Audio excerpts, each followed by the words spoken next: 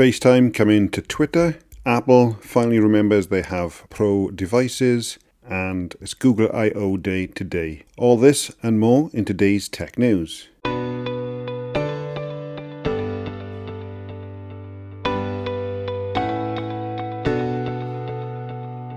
Well, it seems like Apple finally remembered that they've actually have Pro devices, namely the iPad Pro, and they've actually decided to go ahead and put some Pro apps on there. After years of saying that the iPad is a laptop replacement, Apple has finally confirmed that they're going to be putting Final Cut Pro and Logic Pro on the iPads starting on May 23rd. Now, this is actually coming in with subscriptions instead of the one-time hefty fee, and it is going to be at $4.99 a month for each application, or $49 a year per application as well. So, whilst I'm not a big fan of subscriptions, this is actually a good idea if you want to have a little go and to see if it's going to be worth your while. Obviously, if you are a content creator and this is going to be a means of getting some of the best quality out there, then by all means the cost is certainly worth it. But if you're a casual user, maybe a monthly fee just to give it a go is going to be something that may actually suit you a little bit better.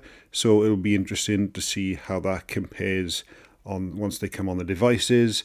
Now, I'm not a Final Cut Pro or a Logic Pro user for the Mac, so I'll be waiting to see what the reviews are like of whether or not they are pretty much a like-for-like copy but just on a portable device, or if there are some subtle differences. It will certainly be interesting to see. Well, Elon Musk has finally promised it's going to start encrypting DMs, so that should be something that we should be looking forward to, I suppose. Whether they will actually carry out any of the promises that Elon says is something that is kind of making me hesitant on celebrating on these announcements.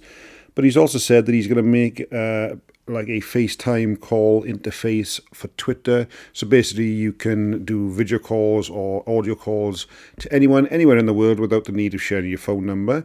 Now, currently, if you do want to communicate with other people like that, you've got Twitter Circles, but that's open to the public, so anyone can actually jump in and join in. So this is actually going to be more, like I say, like FaceTime, basically.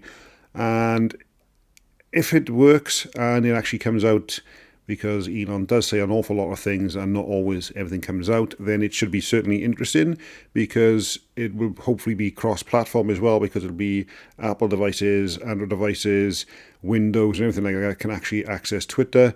So it will be interesting to see. But part of me thinks maybe this might also come as part of the subscription for Twitter Blue as well. So we're just going to have to wait and see on that one.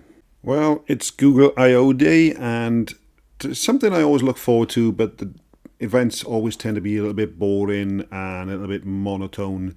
But the devices that Google offer are always something of great interest to me. Now, I owned a Pixel 5 and I thought it was a fantastic phone.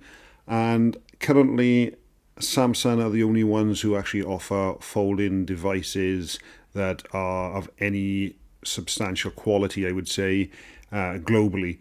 Now, I know there are other competitors out there, but Samsung, let's be fair, are the main ones out there. But Google actually has been rumoured to be releasing a Pixel Fold for a number of years now. And then on May the 4th, Google actually put out an advert for the Pixel Fold themselves, so they actually confirmed it. I'm not really surprised. They tend to do this all the time. A lot of their devices get leaked, and it seems like they just want to stay one step ahead and actually give you a bit of a view and a glimpse. And it also keeps them in the news as well. So I personally think it's smart marketing. I know a lot of people say that Google can't contain the leaks, but in some ways I think those leaks actually help them to keep people actually interested in Google throughout the year.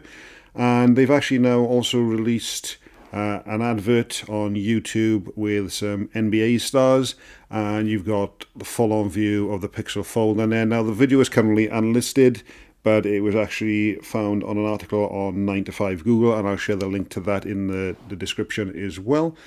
And I've got to be fair, it really does look good. They use the Google phrase an awful lot through there to get the camera to like take pictures and things like that, and some smart lighting towards the end. But this also shows that you can take a selfie using the Fold open, kind of like you do with the Samsung Fold as well. So yeah, it's a device that I'm really interested in. It's going to be a first gen product, so obviously it's going to probably have issues. And by the looks of the rumour pricing, it's going to be out of a lot of people's price range anyway.